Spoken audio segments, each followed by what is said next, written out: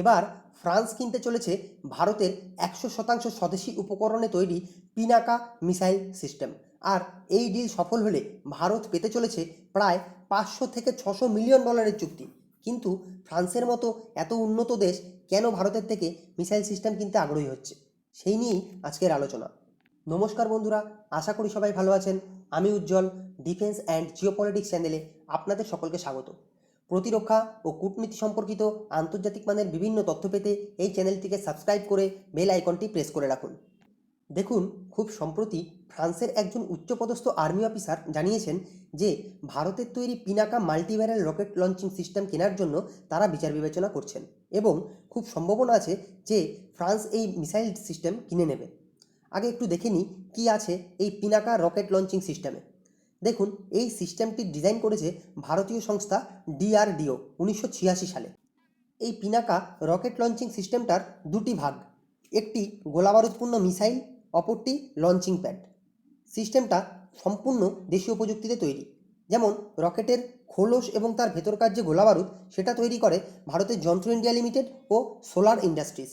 আর যার মাধ্যমে রকেটগুলি ছোড়া হবে সেই লঞ্চিং প্যাড এবং গাড়িটি তৈরি করে টাটা অ্যাডভান্সড সিস্টেম ও লার্সেন অ্যান্ড টুরবো। পিনাকা 90 কিলোমিটার পর্যন্ত ফায়ারিং করতে সক্ষম, যা আরও আপগ্রেড করে 120 কিলোমিটার করা হচ্ছে। এই পিনাকা মাল্টিব্যারেল সিস্টেম ভারত কার্গিল যুদ্ধে ব্যবহার করেছিল।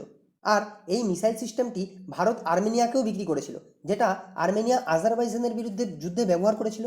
যদিও আর্মেনিয়া যুদ্ধে হেরে গেছিল, কিন্তু ভারতের এই অস্ত্রটির ব্যবহার করে তারা অত্যন্ত সন্তুষ্ট বলেই জানিয়েছিল। আর এই ঘটনার পরেই সারা বিশ্বের চোখ ভারতের এই মিসাইল সিস্টেমের ওপর পড়তে শুরু করে, বিশেষ করে স্বল্প উন্নত দেশ যেমন আফ্রিকা ও লাতিন আমেরিকার কিছু দেশ, কারণ অল্প মূল্যের মধ্যে অত্যন্ত কার্যকর এই মিসাইল। তো এই হলো মোটামুটি পিনাকার বিবরণ। এবার আসি ফ্রান্সের মতো একটা উন্নত দেশ, যারা জাতিসংঘের নিরাপত্তা পরিষদের স্থায়ী সদস্য, তারা কেন হঠাৎ ভারতের এই মিসাইল সিস্টেম নিতে আগ্রহী? না, তবে এর মানে এটা নয় যে ভারত কোনো উন্নত দেশকে প্রতিরক্ষা সরঞ্জাম বিক্রি করেনি, কারণ এখনও পর্যন্ত ভারত সবথেকে বেশি ডিফেন্স ইকুইপমেন্ট কিন্তু আমেরিকাকেই বিক্রি করেছে এবং তারপরেই রয়েছে ফ্রান্স। তবে সেগুলি হলো অস্ত্র তৈরিতে ব্যবহৃত উপকরণ বা স্পেয়ার পার্টস, যে কারণে এই বিষয়টা খুব একটা ওয়ার্ল্ড মিডিয়ার নজরে আসে না। কিন্তু এখনও পর্যন্ত সম্পূর্ণ স্বদেশীভাবে তৈরি কোনো অস্ত্র প্রথম সারির কোনো শক্তিধর দেশকে কিন্তু ভারত রপ্তানি করেনি। তাই ফ্রান্সের ঘোষণার পর থেকেই সারা বিশ্বের সংবাদ মাধ্যম এই বিষয়টিকে কভার করছে। তো যেটা বলছিলাম, ফ্রান্স এই মিসাইল সিস্টেম কেন নিতে চাইছে, যেখানে তাদের কাছেই সিরিজের এই ধরনের মিসাইল সিস্টেম রয়েছে? বিশেষজ্ঞদের ধারণা এর দুটি কারণ হতে পারে। প্রথমত, ট্রাম্প ক্ষমতায় আসার পরেই পশ্চিমী দেশগুলোর মনে ভয় ধরতে শুরু করেছে যে কোনো যুদ্ধে লাগলে আমেরিকা কতটা ন্যাটো কান্ট্রিকে সাপোর্ট করবে, যেহেতু ভোটের আগেই ন্যাটো কান্ট্রির পেমেন্ট নিয়ে সুর চড়িয়েছিলেন ট্রাম্প। আর ট্রাম্প জেতায় রাশিয়া যদি বাই চান্স ইউক্রেনকে হঠাৎ করে আক্রমণ করে বসে, তাহলে সেটা ফ্রান্সের জন্যও চিন্তার। সে কারণে খুব তাড়াতাড়ি নিজেদের অস্ত্রের ভাণ্ডার মজুত করার জন্য ফ্রান্স হতে পারে এই পিনাকা মিসাইল সিস্টেম কিনে রাখতে চাইছে। অথবা আরও একটা হতে পারে যে তারা এই মিসাইল সিস্টেম কিনছে ইউক্রেনকে দেওয়ার জন্য। হ্যাঁ, এতে অবাক হবার কিছু নেই, কারণ খুব সম্প্রতি আরেক ন্যাটো কান্ট্রি জার্মানের বিদেশমন্ত্রী আন্নালেনা বয়ারবকেরের একটি ভিডিও সংবাদ মাধ্যমে খুব ভাইরাল হয়েছিল। তাতে তিনি বলেছিলেন জার্মান 37 বিলিয়ন ইউরো ইউক্রেনকে দিয়েছে রাশিয়ার বিরুদ্ধে যুদ্ধের জন্য।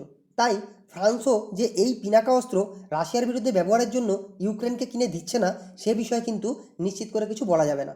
তবে সেই ক্ষেত্রে ভারতকেও সমস্ত কিছু মাথায় রেখেই এই চুক্তি করতে হবে, কারণ রাশিয়ার সঙ্গেও ভারতের সম্পর্ক দীর্ঘদিনের এবং দুজনেই ব্রিক্সের খুব গুরুত্বপূর্ণ সদস্য। কাজেই ভারত এই চুক্তির বিষয়ে খুব বুঝে সুঝেই পা ফেলবে। তবে এই রকম ঘটনা কিন্তু এর আগেও হয়েছে এবং ভারত সফলভাবেই সেই ডিলটি করেছে। কোন ঘটনার কথা বলছি? বলছি আজারবাইজান ও আর্মেনিয়া যুদ্ধের কথা। এই দুই দেশের সাথেও কিন্তু ভারতের সম্পর্ক খুব ভালো ছিল। তারপরেও কিন্তু ভারত 260 মিলিয়ন ডলারের পিনাকা সিস্টেম আর্মেনিয়াকে দিয়েছিল।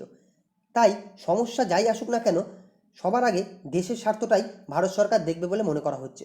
কারণ গত বছর ভারতের প্রতিরক্ষা রপ্তানি ছিল প্রায় 16,000 কোটি রুপি, আর এবছর ইতিমধ্যেই প্রায় 21,083 কোটি রুপির প্রতিরক্ষা রপ্তানি হয়ে গেছে।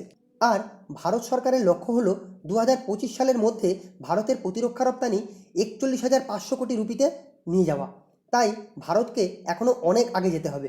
তবে একবার যদি ফ্রান্সের সাথে এই চুক্তি সম্পন্ন হয়, তবে তা প্রায় 600 থেকে 700 মিলিয়ন ডলারের চুক্তি হবে, কারণ ফ্রান্সের মতো একটি বড় দেশ কিন্তু অল্প সংখ্যক মাল কিনবে না।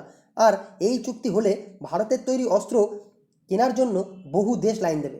কেননা এখনও পর্যন্ত বিশ্ববাজারে ভারতের অস্ত্রের গুণগত মানের বিষয়ে অনেক দেশ সন্দিহান প্রকাশ করে। আগে এরকম অনেক দেখা গেছে যে বহু দেশ এই অস্ত্র বিষয়ক কথাবার্তা ভারতের সাথে এগিয়ে নিয়ে গিয়েও শেষ পর্যন্ত চুক্তি ক্যান্সেল করে দিয়েছে। তাই ফ্রান্সের মতো একটি প্রথম সারির দেশ যদি এই পিনাকা সিস্টেম কিনে নেয়, সারা বিশ্বের সামনে ভারতের অস্ত্রের উপর ভরসা অনেকটা বেড়ে যাবে। পুরো বিশ্বের সংবাদ মাধ্যম এই বিষয়টিকে কভার করবে। ভারতের অস্ত্রের একটি বিরাট বিজ্ঞাপন হবে। তাই আমরা চাইব যত তাড়াতাড়ি সম্ভব ফ্রান্স এবং ভারতের মধ্যে এই পিনাকা মাল্টিপ্যালের রকেট লঞ্চিং সিস্টেমের চুক্তি হয়ে যাক। এ বিষয়ে আপনাদের কী মতামত তা কমেন্ট বক্সে জানাতে ভুলবেন না। ধন্যবাদ।